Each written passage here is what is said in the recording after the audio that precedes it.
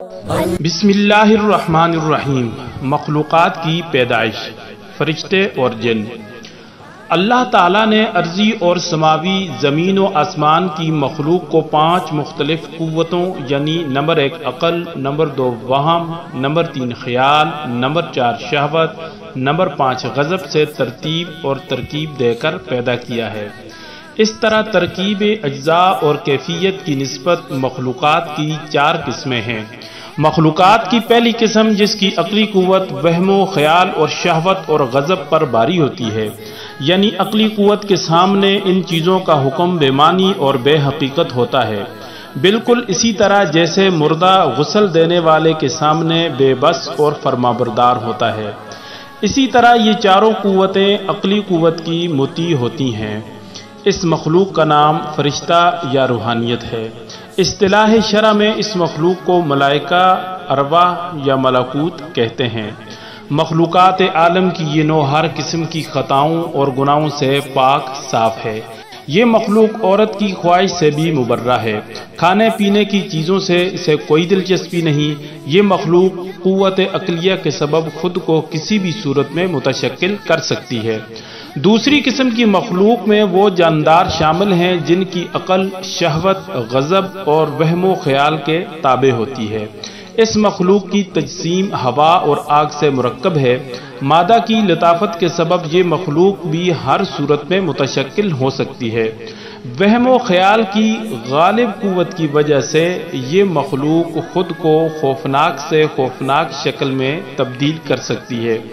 اس قسم میں سے جو خلق خدا کی ستائی ہے اسے شیطان، اور جو خلق خدا کو تکلیف نہیں دیتی اسے جن کہتے ہیں، اور شرعی اعتبار سے یہ احکام الہی کی پابندی کرتے ہیں۔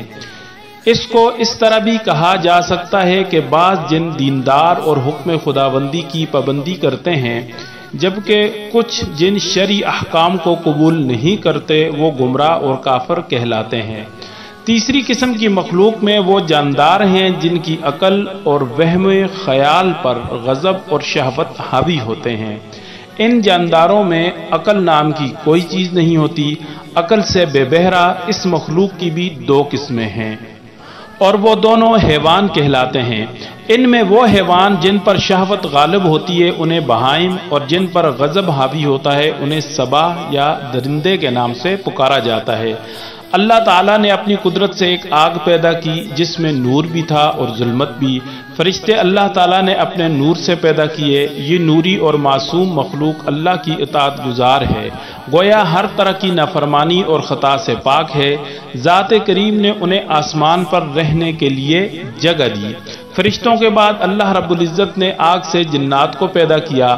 جنات کے مادہ میں آگ کا نور اور ظلمات دونوں چیزیں تھیں۔ ان میں سے بعض ایمان کے نور سے منور ہوئے اور بعض کفر و گمراہی میں مبتلا ہو کر شیطان کہلائے۔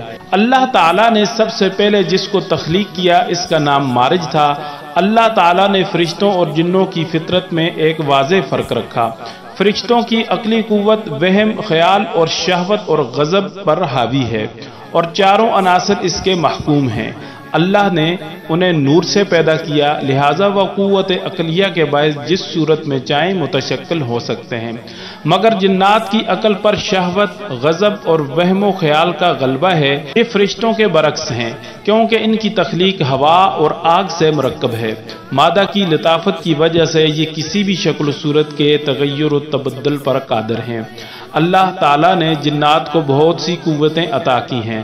چونکہ ان میں بھی اللہ تعالیٰ نے فطری عناصر غضب و قوت، وہم و خیال اور شہوت کا مادہ رکھا ہے، لہٰذا جن کی عقل پر غضب اور بدی حاوی ہو جائے وہ سرکش و نافرمان ہو جاتے ہیں اور شیطان کے قبیلے میں داخل ہو جاتے ہیں۔